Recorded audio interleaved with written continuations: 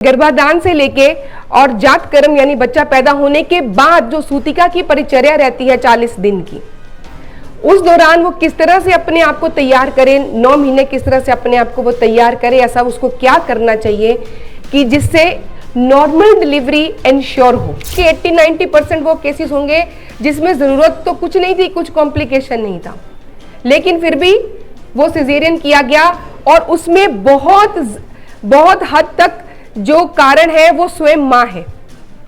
या तो वो फिजिकली वीक है या मेंटली वीक है या वो इमोशनली वीक है या घर में उसको इमोशनल सपोर्ट देने वाला कोई नहीं है जो हमारी जॉइंट फैमिली सिस्टम में था। ये सभी नॉर्मल नेचुरल बर्थ ना होने के साइड इफेक्ट्स हैं अगर मैं सिजेरियन का नाम नहीं भी लूँ तो। पोस्ट डिलीवरी डेथ्स की जो रेशो है, जो उसका जो कंपैरिजन करें तो सिजेरियन के बाद मदर की डेथ होने के चांसेस जो हैं वो नॉर्मल डिलीवरी के बाद अगर मोर्टेलिटी होती है तो उससे 3 से 5 गुना ज्यादा है। तो वो गर्भिणी परिचर्या वो बेसिकली डाइट का प्रोटोकॉल है, किस मंथ में क्या खाना है गर्भिणी को, और उसके साइंटिफिक एक्सप्लेनेशन के साथ है। इंटरेस्टिंग बात ये है।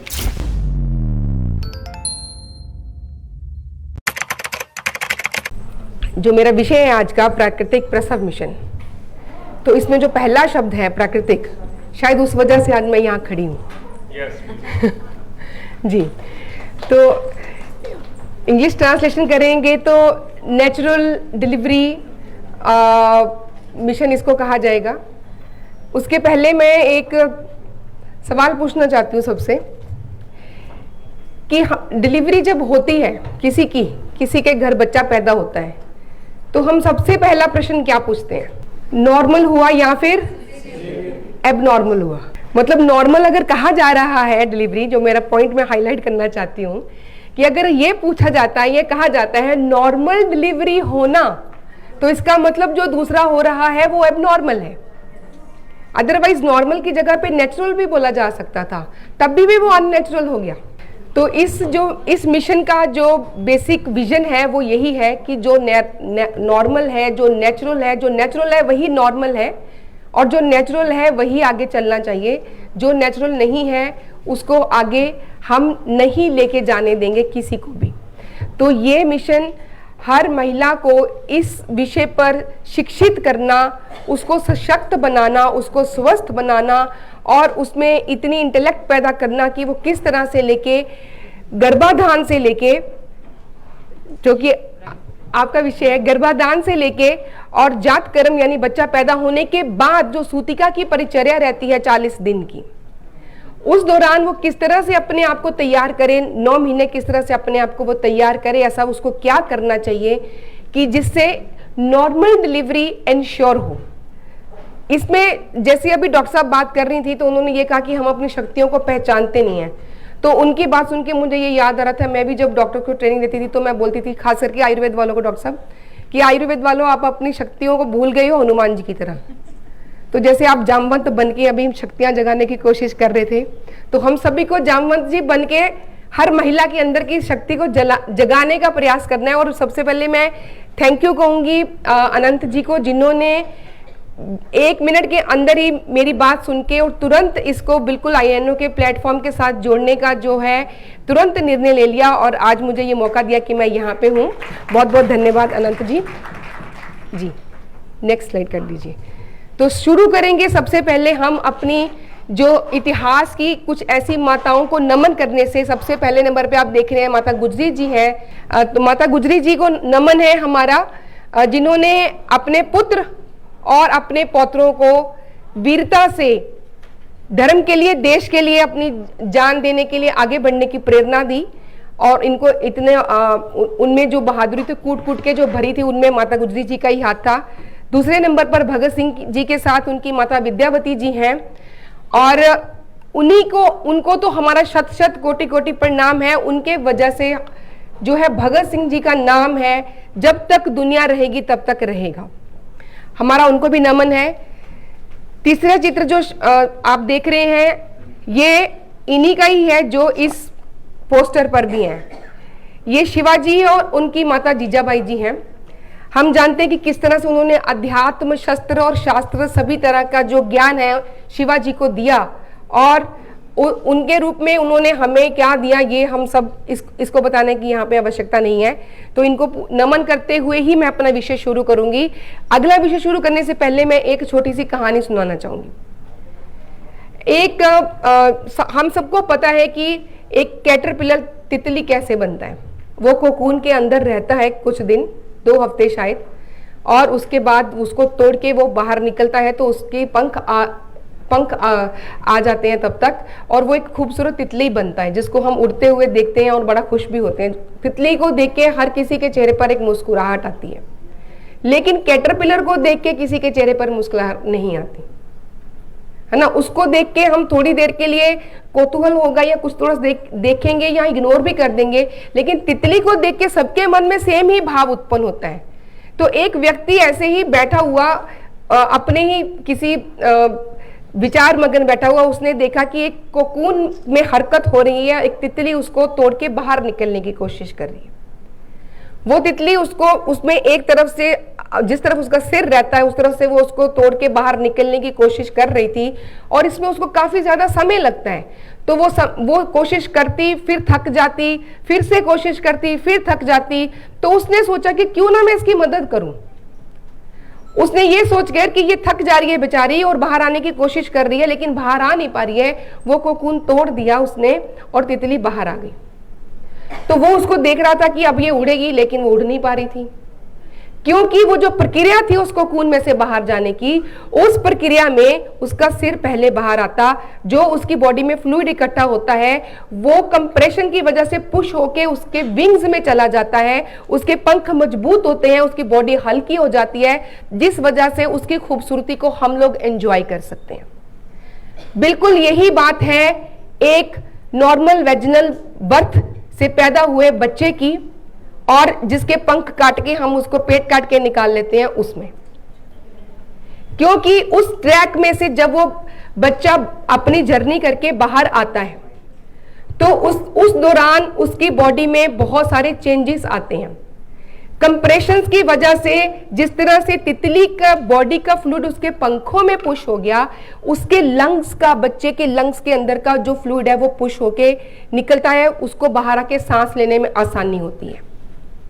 उसके जो जॉइंट्स हैं वो एंगेज होते हैं, जॉइंट्स एंगेज होते हैं, उसके स्कल के जॉइंट्स एंगेज होते हैं और उनको एक प्रॉपर शेप मिलती है। इसके अलावा जो माइक्रोबायोटा रहता है माँ का लेते हुए जो वो बाहर आता है, वो उसकी एक जर्नी रहती है। इस जर्नी के दौरान माँ और बच्चे के बीच एक इमोशनल बॉन्डिंग रहती है, उनके हॉर्मोन्स की सिक्रीशन रहती है। ऑक्सीटोसिन, जिसको हम लव हार्मोन के नाम से भी जानते हैं, जो कि कॉन्ट्रैक्शंस के लिए रिस्पॉन्सिबल है यूट्रस की, जब बेबी को वो पुश कर रहा होता है बाहर। तो जितने ज्यादा इमोशंस उतना ज्यादा ऑक्सीटोसिन, जितना ऑक्सीटोसिन उतनी अच्छे से कॉन्ट्रैक्शन, तो लेबर का टाइम भी कम हो जाता है। तो सबसे पहले मैं जो थोड़ा सा विषय रखना चाहूंगी कि सिजेरियन डिलीवरी अगर होती है, इससे भी पहले एक और सवाल मैं पूछना चाहूंगी, क्या मुझे कोई बता सकता है कि हमारे देश में कितने % डिलीवरीज जो है वो सिजेरियन से होते हैं? जी, ये ग्राउंड रियलिटी पे आज हम लेकिन जो NFHS का डेटा अभी लेटेस्ट तो रिलीज नहीं हुआ, लेकिन जो पहला डेटा है उसके हिसाब से 21.5% ऑफिशियल डेटा है। और उसमें से अगर मैं कहूँ कि 80-90% वो केसेस होंगे जिसमें जरूरत तो कुछ नहीं थी, कुछ कॉम्प्लिकेशन नहीं था, लेकिन फिर भी वो सिजेरियन किया गया। और उसमें बहुत हद तक जो कारण है वो स्वयं माँ है, या तो वो फिजिकली वीक है या मेंटली वीक है या वो इमोशनली वीक है, या घर में उसको इमोशनल सपोर्ट देने वाला कोई नहीं है जो हमारी जॉइंट फैमिली सिस्टम में था। न्यूक्लियर फैमिलीज में वो एजुकेशन, उस जर्नी में हर पल साथ देने वाली कोई महिला उसके साथ नहीं है जो उसको पल पल पे बताए ये नॉर्मल है, ऐसा होता है, इसके बाद ये होगा। उसके लिए हर चीज एक शॉक की तरह आती है, वो इमोशनली उसको तैयार ही नहीं है उसके लिए। वो उस पेन को, उस प्रेशर को, जो एक क्षणिक प्रेशर रहता है उसको वो बर्दाश्त नहीं कर पाती और वो गिव अप कर देती है कि मुझे नॉर्मल डिलीवरी करना ही नहीं है। जरा सा भी आप उसको डराएंगे तो वो पहले से तैयार बैठी है डरने के लिए। लेकिन can you please change that. तो ये मस्कुलोस्केलेटल, टाइम शॉर्ट होने की वजह से मैं इनके डिटेल में नहीं जाऊंगी, और उनके कनेक्टिव टिश्यूज जो हैं, नेक्स्ट स्लाइड प्लीज, वो बोन डेंसिटी वो भी वीक होते हैं। Next please. हिप डिस्प्लेजिया के चांसेस बहुत ज्यादा बढ़ जाते हैं। Next please. और ये लॉन्ग टर्म इफेक्ट्स है पोस्चर में, scoliosis, flat feet, weaker core stability, ये सभी नॉर्मल नेचुरल बर्थ ना होने के साइड इफेक्ट्स हैं, अगर मैं सिजेरियन का नाम नहीं भी लूं तो। इसके पहले मैं आपको ये बताऊं, एक सवाल मैं और पूछती हूं, क्यों हम तैयार हो जाते हैं, मतलब जब हमें क्या बोल के तैयार किया जाता है सिजेरियन करवाने के लिए? डरा दिया जाता है, रिस्क फैक्टर। तो जो सबसे प्राइमरी कारण है इसमें, मतलब बेसिकली जो इसके सब चीजों के साथ में शब्द जुड़ा हुआ है वो है रिस्क। रिस्क किस चीज का? डेथ का। किसका? या तो बच्चे का या मां का। ठीक है, लेकिन इंटरेस्टिंग बात यह है, postpartum deaths, post delivery deaths की जो रेशो है, जो उसका जो कंपैरिजन करें, तो सिजेरियन के बाद मदर की डेथ होने के चांसेस जो हैं, वो नॉर्मल डिलीवरी के बाद अगर मोर्टेलिटी होती है तो उससे 3 से 5 गुना ज्यादा है। Any kind of infection, haemorrhage, या फिर और भी कई तरह के एनेस्थीसिया के कॉम्प्लिकेशंस, कई तरह के कारण रहते हैं जिससे कि मोर्टेलिटी रेट, अब जो ये रिस्क नाम का शब्द जुड़ा हुआ था जिस वजह से सिजेरियन करवाया गया, वही सर्व नहीं हुआ। और सेकेंडली फॉर वो मदर, क्योंकि इमोशनल बॉन्डिंग नहीं है, वो फीड नहीं दे सकती बेबी को, दूध नहीं आता माँ का अच्छे से। और तीसरा, जिस बच्चे की खातिर सब कुछ किया गया वो किसी ना किसी बीमारी के साथ जूझते हुए जिएगा। तो कहां तक फिर ये डर था, क्या रीजन है कि हम इसके सामने डटकर खड़े नहीं होते? तो आइए शुरू करते हैं। नेचुरल प्रोटोकॉल, NATURLA, इसमें हर एक अल्फाबेट का एक मीनिंग है कि नेचुरल प्रोटोकॉल जो कि गर्भ से पहले ही शुरू हो जाएगा और जब तक बच्चा पैदा होगा और उसके बाद भी ये चलता रहेगा। तो इसमें ऐसी कौन कौन सी चीजें, इसको हमने समराइज करके एक तरह से कंबाइन करके एक प्रोटोकॉल बनाने की कोशिश की, जिसमें वो सभी बातें आए जो हमारे देश में, हमारी संस्कृति में, हमारे अलग अलग स्टेट्स में, हमारे अलग अलग गांव में अपने अपने तरीके से चीजें फॉलो की जाती थी, अब भी कई जगह पे की जाती हैं। तो सबसे पहला है एन यानी न्यूट्रिशन एंड हाइड्रेशन। अब इस बारे में ज्यादा बात करने की मुझे जरूरत इस प्लेटफॉर्म से तो एटलीस्ट नहीं है, क्योंकि यहाँ पे जितने लोग बैठे हैं वो पहले से एनलाइटेंड है इस बारे में कि डाइट का हमारे लिए क्या रोल रहता है हमारे जीवन में।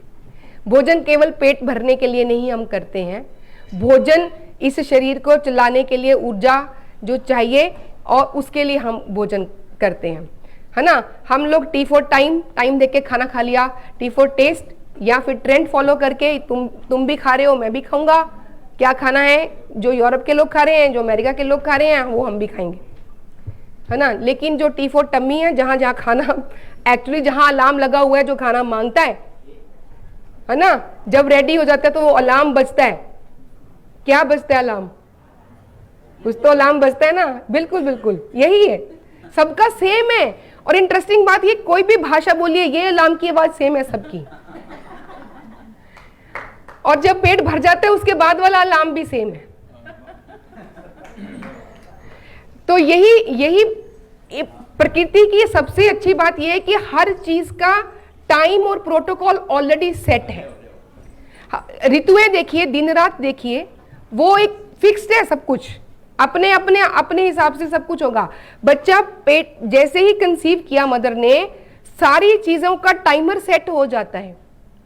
कौन बताता है बच्चे को कि तुम्हारे बाहर जाने का समय हो गया? कौन बताता है? और आजकल ज्यादातर डिलीवरीज इसीलिए की जाती है कि वो बच्चे के टाइम से वेट नहीं करना चाहते। कौन रात भर जगेगा? क्योंकि बच्चों का बाहर आने का फेवरेट टाइम रात का है, अगर नॉर्मल डिलीवरी से आए तो, है ना। चलिए, सबसे पहला तो ये है जिसमें कि गर्भिणी परिचर्या जो आयुर्वेद के हिसाब से है, और इसके अलावा नेचुरोपैथी के भी बहुत सारी ऐसी चीज़ें हैं जो गर्भिणियों के लिए रिकमेंडेड है, जो वो करती रही, हमारे ट्रेडिशंस में होते रहते हैं। गर्भिणी परिचर्या तो इस समय मैं विश्व भर में जाती रहती हूँ, मैं देखती हूँ कि लोग किस तरह से हमारे शास्त्रों में लिखी हुई चीजों को प्रैक्टिकली फॉलो कर रहे हैं, और जैसे बता के आ जाओ बिल्कुल वैसे ही करना है, उसमें कोई किंतु परंतु प्रश्न चिन्ह है ही नहीं, खत्म। तो वो गर्भिणी परिचर्या वो बेसिकली डाइट का प्रोटोकॉल है, किस मंथ में क्या खाना है गर्भिणी को, और उसके साइंटिफिक एक्सप्लेनेशन के साथ है। इंटरेस्टिंग बात ये है, जैसे डॉक्टर राघविंदर जी बात कर रहे थे कि किसी चीज को अगर हमें बताना है तुमको ये करना है, तो वो पूछेगा क्यों करना है, तो ये रहा रिसर्च पेपर, इसमें लिखा है कि ऐसे करने से ऐसे होता है, इसलिए तुमको ये करना है।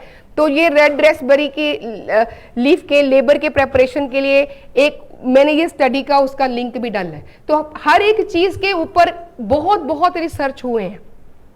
बात वही है कि खोद खोद के निकाल के सामने लाना।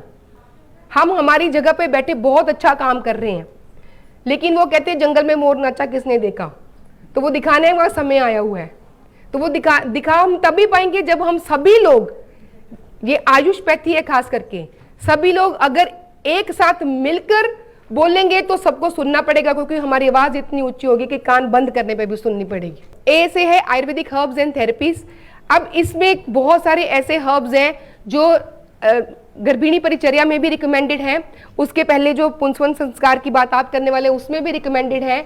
जब लेबर शुरू होती है तब भी हमारे देश में कई ऐसी अभी भी ट्राइब्स जिसको कहते हैं, मैं इनका हिंदी शब्द ढूंढने की कोशिश कर रही थी, आ नहीं रहा।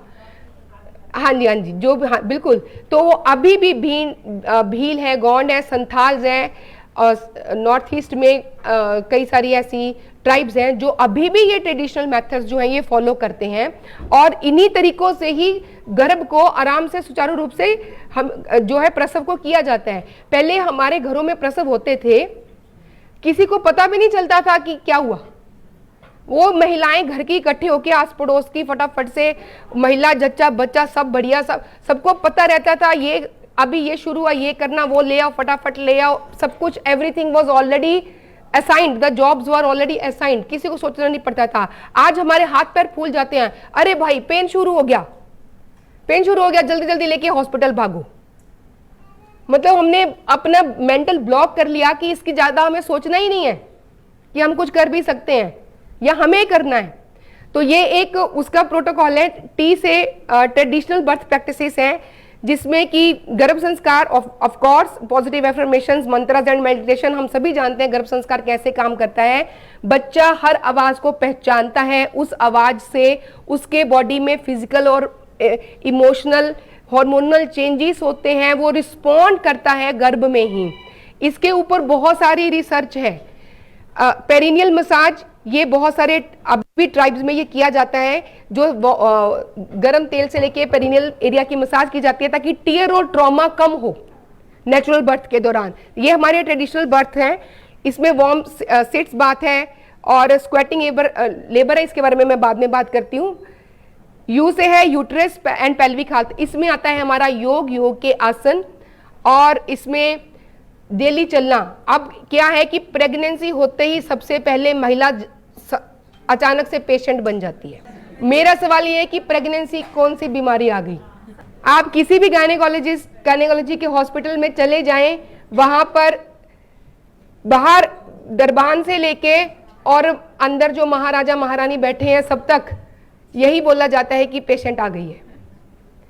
तो ये मतलब माइंडसेट ही बदलने की जरूरत है पूरा का पूरा, कि सडनली उसको बोल दिया जाता है बेड रेस्ट करो, ताकि बेड रेस्ट करेंगे तो हम सिजेरियन करेंगे। जब महिला चलती रहेगी तो वो ग्रेविटेशनल पुल काम करेगा धरती का, इसलिए उसको ना तो खड़े होने दो ना चलने दो। मुझे भी बोला गया था बेड रेस्ट। मेरा बड़ा बेटा 21 साल का है, जब दूसरा बेटा होने वाला था वो अभी 18 साल का हो रहा है 21 तारीख को। जब वो होने वाला था तो 8वें महीने में मुझे थोड़ी सी दिक्कत आई, तो मुझे बोल दिया गया कि बेड रेस्ट करो, नहीं तो तुम्हारा बच्चा अभी पैदा हो जाएगा। मैं खुद 8th मंथ बॉर्न हूँ वैसे, तो मुझे लगता है हमारी खानदानी प्रॉब्लम है, जल्दी पहुंचो। तो लेकिन मुझे लगा कि घर आके मैंने 2 दिन बेड पे बिताए, लेकिन फिर मुझे लगा ऐसे तो मैं बीमारी हो जाऊंगी। और पूरे 9 महीने शुरू होते ही मैंने पोछा लगाना शुरू किया घर में, और उसी दिन मुझे स्पॉटिंग हुई, मैं डॉक्टर के पास गई, उसको पूरा वो, क्योंकि पहले से माइंड सेट था कि सिजेरियन करना है, उसने बोला हाँ हाँ कल आ जाना, बुधवार है, दिन भी अच्छा है। हमने कहा हमने कहा ठीक है भाई, हम चले गए अगले दिन। तो थोड़ा थोड़ा मुझे ऐसे लग रहा था कि हाँ लेबर जो है स्टार्ट हो रहा है। वो लोग सिजेरियन की तैयारी करते रहे और मेरी फैमिली को भी बोल दिया गया अभी जाइए, बहुत समय है। और हुआ ये कि जो लेबर के टेबल पर महिला थी उसको एक्चुअली उनको उठा के शिफ्ट करके मुझे उस पर डालना पड़ा, क्योंकि लेबर टेबल पे जाते ही बेबी आउट हो गया, उनको कुछ करने का मौका ही नहीं मिला। तो यहाँ डिसीजन हमें लेना है। यस, तो ये रिसर्च पेपर है effect of prenatal yoga on labour outcomes. हमारे देश में बहुत सारे लोग बहुत अच्छा कमेंडेबल काम कर रहे हैं। मैं बहुत सारे लोगों को पर्सनली जानती हूँ इस तरह से, जो कि एंटीनेटल योगा पे काम कर रहे हैं। उनमें जी प्लीज नेक्स्ट स्लाइड। आर है रिलैक्सेशन एंड ब्रेथ वर्क। इसमें साउंड का, इसमें म्यूजिक का, इसमें डांस का, इसमें चैंटिंग का, इसमें एक्सरसाइज का, इसमें प्राणायाम का बहुत बड़ा रोल है। डिटेल्स में हम नहीं जाएंगे। ये उसके ऊपर भी एक कॉकरेन का मैंने रिसर्च का रेफरेंस दिया है। Next slide please. L for labour support and postmortem care. ये देखिए पहला जो पॉइंट है natural labour induction, walking, nipple stimulation and warm herbal tease. ये किया जाता था प्रैक्टिकली। मैंने खुद, मुझे मतलब हालांकि मेरी उम्र इतनी तो नहीं है कि मैंने ट्रेडिशनल डिलीवरीज होती हुई बहुत सारा देखी होंगी, लेकिन ये प्रैक्टिसेस होते हुए तो मैंने भी मेरे बचपन में, जो बच्चे हमेशा ओवरहियर करते हैं ना चीज़ें, तो मैंने भी सुनते थे हम कि ऐसे ऐसे बच्चा पैदा हो रहा है तो ये सब कुछ करना जल्दी जल्दी शुरू करो। तो ये एक्चुअली, क्योंकि निपल स्टिमुलेशन जैसे इसमें मेंशन किया गया है, ऑक्सीटोसिन रिलीज होगा, कॉन्ट्रैक्शंस आएंगे और ऑक्सीटोसिन रिलीज होगा, और तो ये एक साइकिल बनता है जिससे लेबर का जो टाइम है वो शॉर्ट हो जाता है। जी हाँ, तो ये था नेचुरल फर्स्ट पार्ट। मैं फटाफट 2 मिनट में ग्रेस को सिर्फ मैं एक ही स्लाइड दिखा दो बस।